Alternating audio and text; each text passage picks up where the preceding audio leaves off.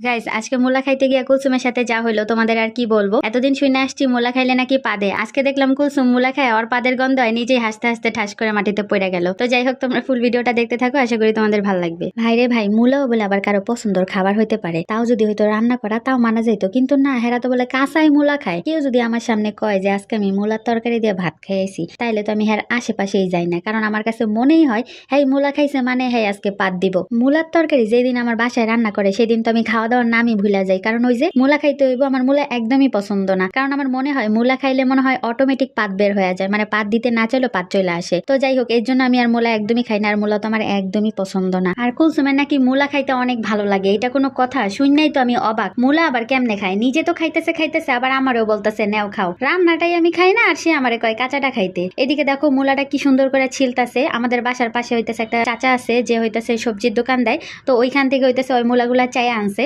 মানে মাঝে মাঝে তার কাছে জলপাই তেঁতুল এটা সেটাও চাইয়া আইনা খায়, মানে সোসাসিরি, বুঝো না? তো যাই হোক, এদিকে দেখো দুইটা মুলা নিচ্ছে আর বলতেছে আপু এই লম্বাটা যেটা নিয়ে আসছে চাচার থেকে এটা নাকি মজা না, মানে এটা নাকি তিতা লাগতেছে। আর এইদিকে আমারে বলতেছে এত অ্যাক্টিং করে মুলাটা লয়ে আইলাম যে দেও আমার অনেকদিন একটু মুলা খাইতে মন চাইতেছে, মুলাটা দিলো, মুলাটা এখন মজা না।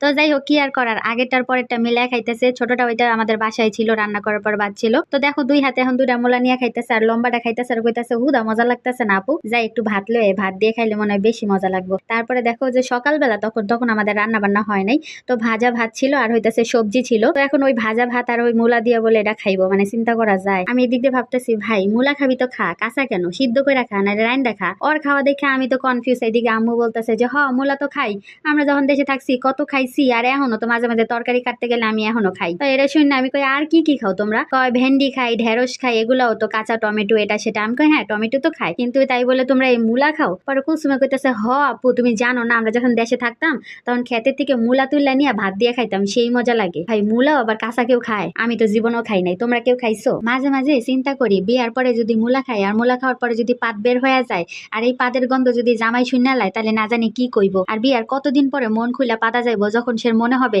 যে আমি পাত দিছি, সে আমার গন্ধটা শুনেও কিছু বলবে না। মানে কতদিন পরে মন খুলে পাতা যাইবো জামাইয়ের সামনে, যখন আর সে কিছু মনে করবে না আমি পাত দিলেও। এই যে মনে করো এখন মনে হবে যে কারো যদি হাসতে হাসতে পাত বের হয়ে যায়, তখন না জানি কি প্রেস্টিজটা পাঞ্চার হয়ে যায়। কারণ আজকাল মনে করো পাত দেয় সবাই, কিন্তু স্বীকার করে না। ছোটবেলায় যখন আমরা নানি গো বাসায় বেড়াইতে যাইতাম, তখন নানি যখন রাইতের বেলা পাত দিত ঢাস ঢাস করে, তখন নানিরে কিন্তু কইতাম নানি তুমি পাত দিছো? নানি কইতো গর্ব কইরা হ দিছি, কিন্তু দেখ আমার পাতে কিন্তু কোনো গন্ধ নাই। এরকম আমার নানির মতো পাত দিয়ে মনে করো স্বীকার করতে হইব, ঠিক আছে? তাইলে পাতেতে গন্ধ বের হইব না। তো যাই হোক, এদিকে দেখো কুলসুমে মুলা দিয়ে তো মজা করে খাইতেছে, মানে ও খাইতেছে আর আমি খালি ওরে জিজ্ঞেস করতেছি কি রে তুই যে মুলা দিয়ে ভাত খাইতেছিস পাত দিবি না তো?